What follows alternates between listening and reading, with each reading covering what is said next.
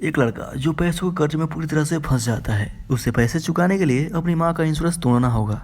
तो वो अपनी माँ को मरवाने के लिए एक किलर हायर कर लेता है, लेकिन इस किलर को एडवांस में ही कुछ पैसे चाहिए था, तो वो लड़का अपनी सिस्टर को ही गिरवी रख देता है। अब आगे क्या होता है देखेंगे इस वीडियो में। अगर आपको हमारी ये वीडियो पसंद आती है तो लाइक और कमेंट कर दीजिएगा। तो बिना किसी देर किए एक्सप्लेनेशन स्टार्ट करते हैं।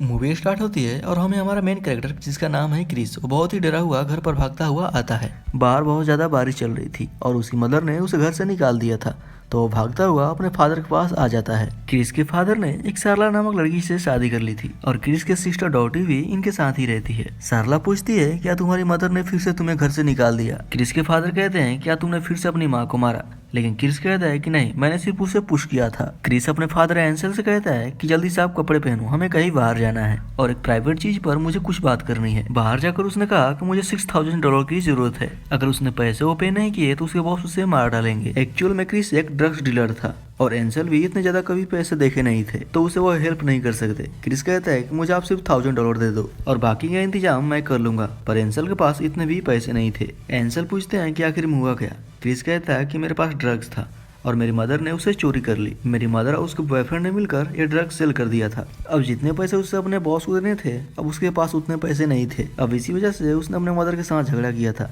उसके मदर का बॉयफ्रेंड का नाम है रिक्स। क्रिस अपनी फादर से कहता है कि अगर आपको $50,000 मिल जाए तो आप क्या करेंगे। एंसेल कहता है कि मैं कुछ भी सेल नहीं करने वाला हूँ, लेकिन क्रिस कहता है कि ऐसा कुछ भी नहीं है। मैं एक पुलिस ऑफिसर को जानता हूँ जिसका नाम जॉय है। वो फ्री टाइम में लोगों को मारने का कॉन्टेक्ट लेता है। वो खुद पुलिस ऑफिसर है, तो इसकी वजह से उस पर कोई शक नहीं करता। क्रिस के मदर के नाम पर एक पॉलिसी होती है जिसका वर्थ है $50,000। अगर वो अपने मदर को मार डालते हैं तो ये सारे पैसे उनके हो जाएंगे। एंसेल इस बात को लेकर थोड़ा डर रहे थे, लेकिन क्रिस कहता है कि जो एक प्रोफेशनल किलर है वो सब कुछ ठीक कर देगा। वो इस काम के $20,000 लेगा और बाकी के $30,000 हम ले लेंगे। लेकिन एंसेल कहता है कि इस पैसे के 4 हिस्से लगेंगे, तुम्हारी सिस्टर डॉटी और मैं और तुम्हारी प्रेजेंट मदर। तो इस बात के लिए भी क्रिस मान जाता है और डॉटी को कॉलेज जाना था तो वह जा पाएगी। ये जब गाड़ी में बात कर रहे होते हैं तो डॉटी स्लीप वॉकिंग करते हुए बाहर आ जाती है। वो थोड़ी अपनॉर्मल टाइप थी और उसका कोई भी बॉयफ्रेंड नहीं था। सभी लोग डॉटी के लिए परेशान थे। डॉटी घर में आकर कहती है कि मदर को मारने के लिए आइडिया बहुत ही अच्छा था। इसके बाद वह सोने के लिए चली जाती है।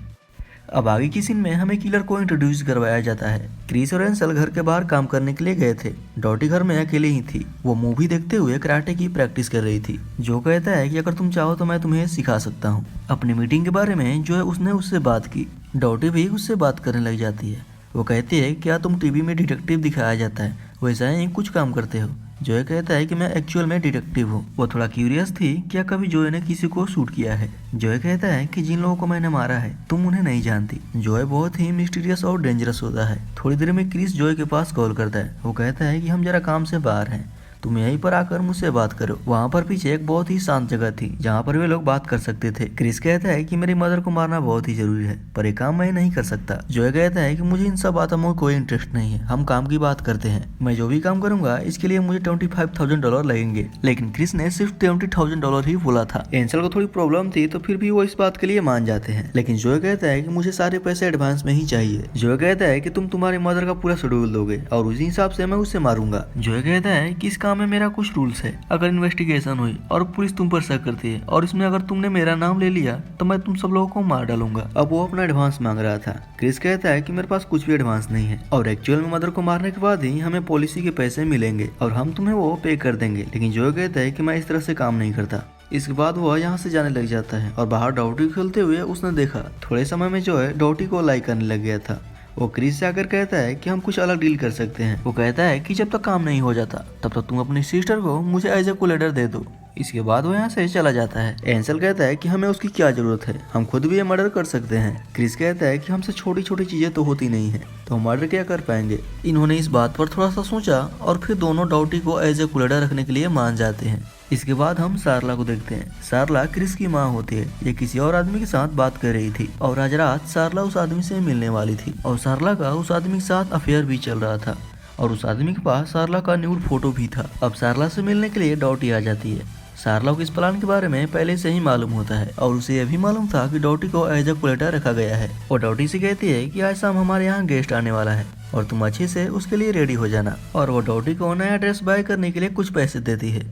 सारला ने डॉटी से पूछा कि क्या तुम्हारा कभी बॉयफ्रेंड था। डॉटी ने कहा कि जब मैं कॉलेज में थी तो मेरा एक दोस्त था हमारा प्यार एक प्योर लव था और हमने कभी भी एक दूसरे को टच नहीं किया था। अब थोड़ी देर बाद यहाँ पर एंसल भी आ जाता है। अब सारला एंसल से बात करती है और कहती है कि डॉटी को इन सब चीजों में कोई भी एक्सपीरियंस नहीं है और वो कभी भी एक्चुअल डेट पर नहीं गई। हम उसके साथ ऐसा कैसे कर सकते हैं? लेकिन इस बात से एंसल को कोई फर्क नहीं पड़ता है। तो फिर जाकर डॉटी के लिए एक अच्छा सा ड्रेस बाय करता है और ये ड्रेस डॉटी ने एंसल को दिखाया और कहती है कि मुझे ये ड्रेस में अनकंफर्टेबल लग रहा है। लेकिन एंसल कहता है कि लड़कों को ऐसा ही ड्रेस पसंद आता है। डॉटी उस ड्रेस को पहनने से मना करती है तो एंसल उस पर गुस्सा हो जाता है और इन दोनों में झगड़ा पूरा बढ़ गया था। तो क्रिस घर पे आ जाता है। वह आकर झगड़े को शांत करता है। वो एंसल से कहता है कि डॉटी के जो भी कंफर्टेबल लगे वो पहनेगी। अब शाम में जॉय घर पर आ जाता है तो घर से बाहर सभी लोग निकल जाते हैं। अब आगे की सीन में हम देखते हैं कि सारला का अफेयर जिस आदमी साथ चल रहा था वह इस रात होटल में उस आदमी साथ मिलने वाली थी। अब जॉय के आने के बाद डॉटी अपने रूम में जाकर रो रही थी। वो जॉय से कहते हैं कि मैं बाहर नहीं आ सकती, लेकिन जॉय कहता है कि तुम्हें जितना टाइम चाहिए तुम ले सकती हो। वो डॉटी को कंफर्टेबल फील कराने के लिए उसे एक स्टोरी सुनाता है। स्टोरी सुनने के बाद वो कपड़े चेंज कर बाहर आ जाती है। जॉय ने डॉटी के लिए कुछ फ्लावर्स लाया था। वो फ्लावर्स डॉटी को बहुत पसंद आता है। उस ड्रेस को लेकर डॉटी के साथ जो भी इंसिडेंस हुआ था वो उसे जॉय को बताती है। जॉय कहता है कि मैं तुम्हें उस ड्रेस में दिखना चाहता हूँ, लेकिन इस बात को वह इग्नोर कर देती है। अब जॉय कहता है क्या तुम मुझ पर ट्रस्ट करती हो? लेकिन डॉटी कहती है कि नहीं, मैं नहीं करती। जॉय कहता है कि यह भी बात सही है। अब ये दोनों डिनर स्टार्ट करते हैं। अब जॉय से डॉटी कहती है कि तुम मेरे मदर को कैसे मारोगे? लेकिन जॉय कहता है कि डिनर करते वक्त हमें इन सब चीजों को लेकर बात नहीं करनी चाहिए। अब डॉटी कहती है कि मैं अपने फैमिली में सिर्फ अपने भाई से प्यार करती हूँ, क्योंकि जब मेरे मदर और फादर का डिवोर्स हुआ था तो उसने मुझे बहुत सपोर्ट किया था और वह एक रात मेरे पास आकर सो गया था। उस रात के बारे में हमने कभी भी बात नहीं की। लेकिन जॉय इन सब बातों को स्टॉप करता है और कहता है कि जाओ और उस ड्रेस को पहन कर आओ। वो ड्रेस पहनने के लिए रूम में जा रही थी, लेकिन जॉय ने अपने सामने ही ड्रेस पहनने को कहा। इसके बाद वो डॉटी के साथ इंटीमेट हो जाता है। अब हम आगे की सीन में देखते हैं कि क्रिस के पास $1000 थी और वो इन सारी पैसों को घोड़े की रेस में लगा देता है। वो इससे कुछ पैसे कमाना चाहता था ताकि वो अपनी सिस्टर को जॉय से छुड़ा सके, लेकिन ये रेस भी वो हार जाता है। वो जैसे ही बाहर निकला तो उसके बॉस के आदमी उसके पीछा करने लग जाते हैं, लेकिन वो किसी भी तरह बचकर भागने लगता है। वो अलग अलग जगहों पे छुपा, पर फाइनली वे लोग उसे ढूंढ ही लेते हैं। फिर उसके बॉस उसके पास आ जाता है। वो कहता है कि लास्ट संडे हमारे यहाँ पार्टी थी, तुम क्यों नहीं आए और मेरी डॉटर तुम्हारा वेट कर रही थी। बॉस क्रिस के साथ काफी फ्रेंडली था। इतने कहकर वो यहाँ से चला जाता है।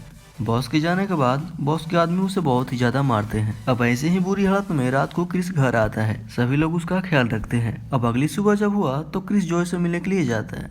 वो जॉय से कहता है कि तुम मेरी मदर को मार नहीं रहे हो और मेरी सिस्टर का केवल फायदा उठा रहे हो। जॉय कहता है कि अगर तुम चाहते हो कि मैं ये काम ना करूं तो मैं यहाँ से चला जाता हूँ, और वैसे भी आज रात तुम्हारी मदर को मैं मारने ही वाला था। क्रिस कहता है कि तुम कभी भी काम करो पर मेरी सिस्टर को तुम छोड़ दो। लेकिन जॉय कहता है कि जब तक मुझे पैसे नहीं मिल जाते तब तक मैं यहाँ से नहीं जाने वाला। अगर तुम ये काम मुझसे नहीं करवाना चाहते तब तो छोड़ दो।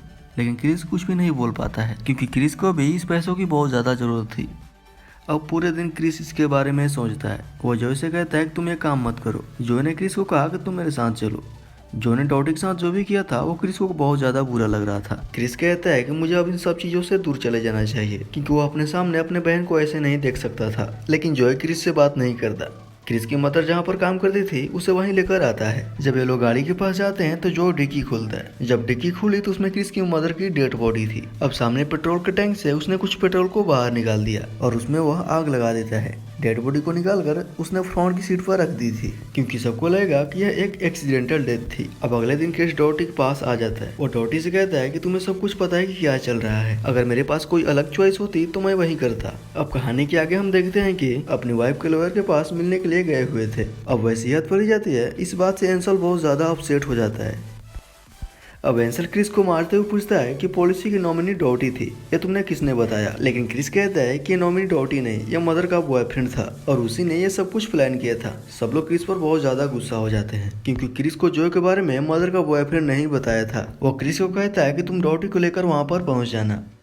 अब क्रिस ने डॉटी से कहा कि मुझसे बहुत बड़ी गलती हो गई, अब हम यहाँ से चले जाना चाहिए। हम दोनों एक नई सिटी में जाएंगे और वहाँ पर एक नई लाइफ स्टार्ट करेंगे। डॉटी कहती है कि मुझे लास्ट टाइम जॉय से मिलना है, लेकिन क्रिस उस बात के लिए डॉटी को मना करता है। मना कर देने पर डॉटी उसके साथ आने के लिए नहीं मानती है। क्रिस कहता है कि ठीक है, तुम एक बार उससे मिल लो, रात में मैं तुम्हें लेने के लिए आऊंगा और तुम मेरे साथ आ जाना। अब इसके बाद फ्यूनरल होता है। डॉटी ने सारी सिचुएशन के बारे में जॉय को बता दिया था। अब हम जॉय को मदर को बॉयफ्रेंड को पकड़ता हुआ दिखाया जाता है। अब पैरेलल में क्रिस ने अपने सेफ्टी के लिए एक गन बाय कर ली। रात में डिनर के समय जॉय घर पर ही था। सारला कहती है कि मुझे पता था क्रिस कुछ ना कुछ तो गड़बड़ कर ही देगा। अब इस बात पर जोए को सारला पर शक चला जाता है। वो कहता है कि आखिर तुमने ये बात क्यों की, तुम इन सब चीजों में इन्वॉल्व थी। सारला कहते हैं कि मुझे भी कुछ पैसे मिलने वाले थे। सारला कहते हैं कि रिक्स भी इडियट है, उसने क्रिस को भी बेवकूफ बना दिया। रिक्स क्रिस के मदर का बॉयफ्रेंड था। तो जोए को लगता है कि सारला को इस बारे में कुछ ना कुछ तो पता था। जोए कहता है कि अगर तुम्हें पता था कि क्रिस कुछ ना कुछ तो गड़बड़ करेगा तो तुमने हम सबको रोकने की कोशिश क्यों नहीं की, और इन सब में तुम भी रिस्पॉन्सिबल हो क्योंकि तुमको भी पैसे मिलने वाले थे।